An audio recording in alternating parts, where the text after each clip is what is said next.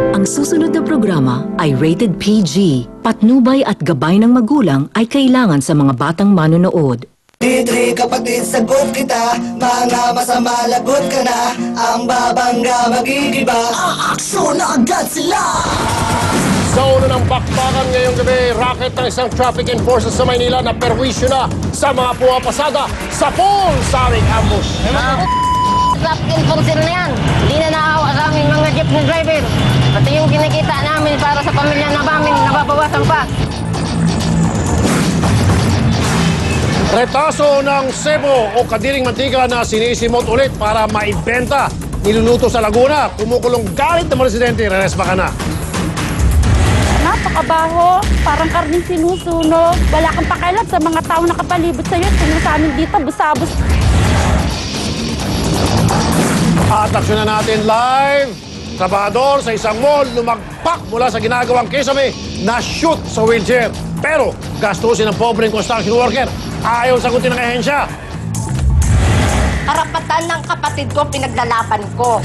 Kaya kami lumapit dito kasi gusto namin malunasan yung kapatid ko. Kasi nanginginig na eh.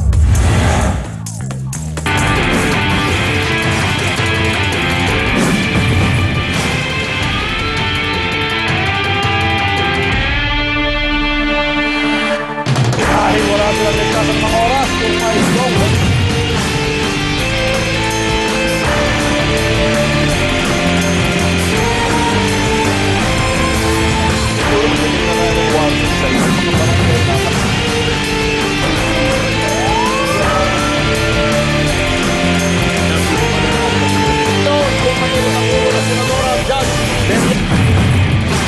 Magandang hapon mga kapatid, handang-handa na lahat para sa Semana Santa.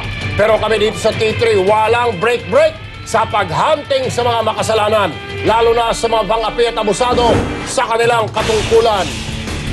Kaya magsisi na kayo at bumalik sa tuwid na daan dahil ang makukulit, tatamaan ng bukol at parusa. Kaya mga tol, bakbakan na! Mga tol, andito ngayon sa ating studio, tol, si Jessan Ocray at ang kanyang kapatid na si Janice. Okay. Okay, ito kasi si Jessan Tolerwin ay isang construction worker sa isang mall. Pero sa kasamaang palad ay nadisgrasya siya at nahulog muna sa Quezon habang nagtatrabaho. Okay. Dahil sa tindi ng pinsala na kanyang tinamo, siya po ngayon ay naka-wheelchair, mga kapatid. Pwede ba natin pakita, direct, yung ating complainant, si Sir. Ayan, naka-wheelchair siya ngayon. In fact, may cast yung kanyang... Nakasemento ba yan? Semento. Okay. Sige, bossing, Mr. Jessan, kailan mo nangyari ito? Kagabi lang po ng alas 9, 9:30, pasado, sir. Okay. Nahulog ka? Ako, sir. Bakit Ano yun, nahulog? sir? Nagpa-flash out kami Okay. ng item. Bali, dicer po ako doon. Merchandiser po ako doon. Tapos, kami kasi... closing na siya. Merchandiser ka, di ba dapat nasa floor? Ano, sir? Hindi, may mga lagayan kami, sir, ng may parang bodega pa sa sir, may sa bodega ako na... Hindi, kasi ganito, Tolerwin, no? Nagtatrabaho siya sa isang mall. O, kilala mall. Pero huwag natin bagitin, walang kinalaman yung mall eh. Kasi agency siya eh. Yung mall naman, in fairness, tinulungan siya. Tinulungan. Pero yung agency ay tumulong. Yung mall ang ginawa, tinapos sa ospital. Okay. Kaya nga, siya nagamot. Pero merong tuloy-tuloy na gastos sa pagamutan, therapy and everything. Ayaw na sagutin ng agency. Ay, loko, no? Oo, tinatakasan na siya. Kaya siya pumunta sa atin ngayon. Nasa linya natin telepono si Arlene Gabingan mula sa Light Tower Corporation, ang agency na kumukontrata kay Jessan. Magandang hapon po, Ma'am Marlene. Ma'am Arlene. Ay, hello, sir. Opo. Ma'am, kilala niyo po itong si, Mr. Jessan. Opo. Ma'am, paano ito? Kailangan niyo pong magamot dahil siya po'y nahulog habang nagtatrabaho sa Quezon at nabaldado po. Pwede ba pakitulungan, magamot po siya? Ganito po yan, sir. Actually, nakikipag-coordinate po kami dyan sa pamilya. In-assist po sila ng representative namin mula sa Medical Center Imus pa yan. Mayroon po silang kasama representative ng LTC.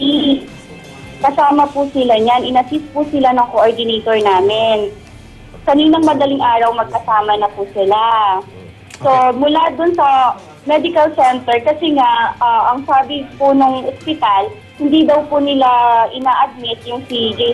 Jason. Ma'am, sandali mo, ma'am, maka-interrupt. Ma'am, excuse me ha. Si ano po, yung kapatid andito Janice. magsasalita. Kasi itong si Jess, hindi po makapagsalita. Na-trauma ho ata.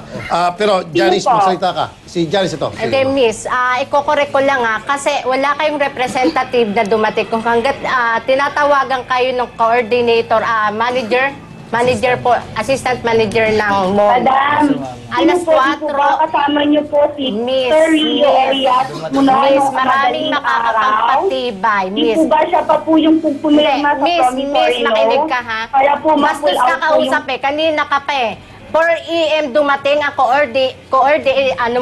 bisor mo. Tapos kung hindi kami nagmakaawa sa'yo, hindi kami nagmakaawa sa hospital kasi yung kapatid ko, mamamatay na eh. Hindi siya inasikaso. Madam, Kasi nanginginig meron na po po. kaming Kasi sabi po sa akin ng representative na hospital, pumunta. sabi ng hospital, hindi po namin ito Sinamahan pwedeng mo kayo ng i-admit representative kasi wala po namin. kayo Ma'am, sandali, isa interna. lang. Ma'am, isa lang. Patapusin natin si Bastos Ma'am kausap. Janice. Sige, Ma'am Janice, tapusin niyo po. Bastos po siya kausap. Sino bastos? Yan, yung kausap niya si Miss Arlene sa kay Miss Joyce na yan. Kaninang umaga nakipag-usap ulit kami, Ma'am Jessa, excuse me, ma'am, patapusin si Janice. Sino pong bastos? Yan, si Miss Arlene sa kay Miss Joyce na agency ng LTC. Bakit po bastos yung kausap? Kasi po, sinungaling. Ginagawa kami sinungaling. Marami makakapagpatibay na 4 AM dumating ang coordinator. Sabi nga namin, pirma lang kailangan namin kasi mamamatay ni pasyente. Oo. Hindi inasikaso. Oo. Kasi nga pa nanginginig na Bakit siya. naman dumating ba? Dumating nga po, 4 AM na. Kung hindi pa namin... Anong oras ba nangyari ang aksidente? Alas 9 po nangyari Ng ang gabi? aksidente ng gabi. 4 AM po dumating. Sige nga, paano masasabi? Sinungaling po yung Arlene na yan. Tapos nilipat po namin sa Alabang Medical. Ang sabi po, inassist naman kami ng hospital. Ang sabi ng hospital sa amin ay, Miss, wala na kaming bakante. Lipat nyo na sa orto kasi nga po, buto eh. Bali po talaga yung buto, crack. Tapos ang sabi po ng sabi ko sa coordinator, paano po yan? Kailangan po namin ng kasama kasi nga hindi kami a-assist. Ang sabi naman po ng coordinator, ganito, ay ma'am, kailangan po namin Sige, umalis sagutin natin. kasi po, magpapaalam po ako sa may-ari para po sa gastos. Hindi kami po pumayag. Oh. Kasi nga po, wala Okay. kami ano. Alright. Pagdating ng Ano to, umaga, si hindi po Ma'am? kami inassist Arlene. dito. Kasi nga po, ang kailangan, representative ulit. Sige, sandali lang, Miss Jessa na, Miss Arlene! Miss Arlene! Opo, sir. Ito, bakit ho ganon? Alas 9 na aksidente, alas 4 dumating. Anuhin pa ho yung damo kung patay ng kamay. Mabuti yun, hindi ho namatay ito. Oo. Bakit napakatagal ho dumating yun ng ayuda?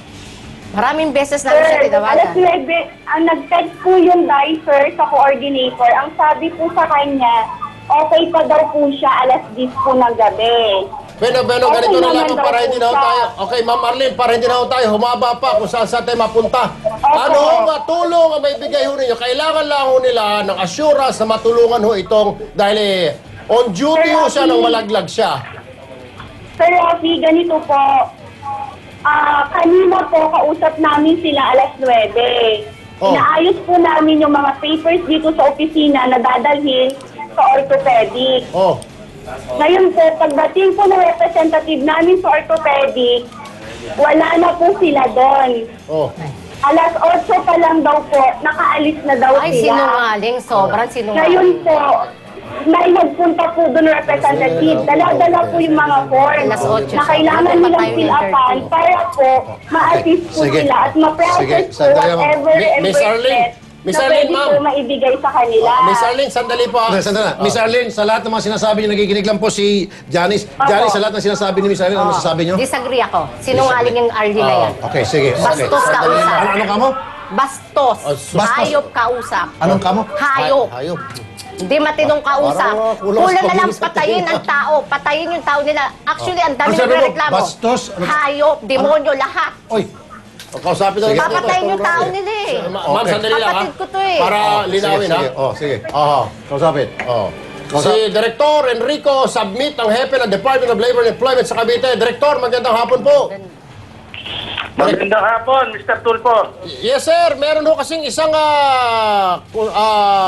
isang trabahante rito sir, abay sa agency ho nagtatrabaho na nalaglag ho sa kisabe while on duty, yung agency ay ayaw daw ho tumulong para mapagamot itong tao. Eh, di ho ba may responsibilidad ang agency ho nito? Gamutin. Eh, sila ang number 1 na may responsibilidad dahil empleyado nila. Pangalawa, Wala kaming tanga. on duty, nagtatrabaho nung nangyari aksidente sa narinig ko po. Oho. So, Kaya silang kauna-unahan dapat ang magdala sa ospital at tignan kung ano nangyari at asikasuhin yung empleyado nila. Okay, so ang gagawin po namin, sir, sasamahan po namin itong pasyente sa inyo pong tanggapan niya sa Dole para mapatawag niyo po yung agency, mapagalitan ho, para magawa na yung kanilang responsibilidad. Ano po? Hindi lang po mapagalitan. Magkoconduct po kagad kami ng investigasyon dyan. Unang-una, kung kontratista ho ba, SAPCON, sabi nyo, hanapan po namin ng lisensya kung rehistrado sa amin. Opo, sige, hanapan ng lisensya. Sige po, sasamahan po namin. Ang galing-galing niyo po, Okay lang po, Mr. para Enrico. Salamat po. natin. Opo, Mr. Enrico, mabuhay ka, Mr. Enrico, sir. Thank you po. Salamat po sa inyo. Mabuhay din kayo. God bless. Okay, ma'am, narinig nyo. Sasama namin kay Mr. Enrico Submit ng Dole. Siya nang bahala. Siya nang Sir, bahala. question ko lang po, kasi yung sahod niya po, i-hold, yun daw po. ay, hindi mo pwede. Dole na ang kausap Isama natin. niyo na sa Dole yun, sa reklamo doon sa direktor. Isa, At isa, ikaw ano? naman, Miss Arlene, mag-ready ka na bukas sumarap sa Dole, ha? Oh, bastos yan, bastos. Ano sabi mo kay Arlene? Sobrang bastos. Demonyo, hayop, lahat. Hindi, Bakit? totoo. Totoong tao lang po ako, sir. Baka tayo mapatawag. Papatayin mo, anak kayo. Hindi naman kasi hindi tayo Papatayin mo nagsasalita. kapatid ko, eh. Hindi, temo. Hindi namin natin ha. Ikaw nagsabi nun. Ano yung sinabi mo? Bastos, hayop, Awat demonyo, na, lahat. tama na. Awat na. Tama na, okay na. Hindi, papatayin kasi kapatid ko. Okay. Stop. SPG tayo. SPG 6. Super Parental Guidance. Super pwede. Sa pagbabalik ng programang Kumikipa sa Pader ng mga loko-loko, pagawaan ng maruming mantika sa Laguna, susubukan natin ipasara. Napakabaho, parang karning sinusunog. Wala kang pakialam sa mga taong nakapalibot sa'yo. Tingnan sa amin dito, busabos. Volunteer traffic enforcer na may matinding racket sa Maynila. Puputula ng sungay ng ambush. Traffic enforcer na yan. Hindi na naawa sa aming mga jeep na driver. Pati yung kinikita namin para sa pamilya na namin, nababawasan pa. Enrique Rafi